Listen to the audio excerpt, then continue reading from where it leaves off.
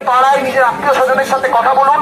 আমরা 4 তারিখে সকাল রাত 9টার সময় আমরা ঘরের আলোটা নিভিয়ে নিই এবং এই যে আমাদের এখন যে পশ্চিমবঙ্গের যে অবস্থা এখানে চলছে, পুরো রাজ্যে, পুরো দেশে, পুরো সোসাইটিতে একটা অন্ধকারময় অবস্থা চলছে, যেখানে গিয়ে আমাদের মনে হয়েছে যে নিজের ঘরটা অন্ধকার করে আলো হাতে আমাদেরকে নিজেদের বেরোতে হবে।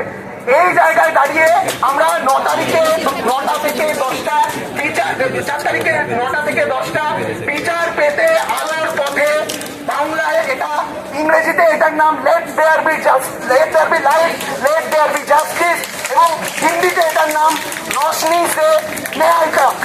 এই নামে আমরা এই কর্মসূচিটা চালাবো।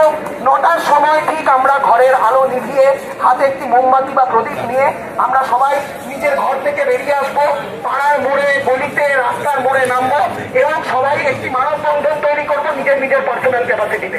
এবং অ্যাট দ্য সেম টাইম আমি সবাইকে রিকোয়েস্ট করবো, আমাদের হাতে সময় খুব কম, অলরেডি বেশ কিছু মানুষ, যারা বিখ্যাত মানুষ, যারা সেলিব্রিটি আর্টিস্ট, তারা এই ব্যাপারে পোস্ট করেছেন।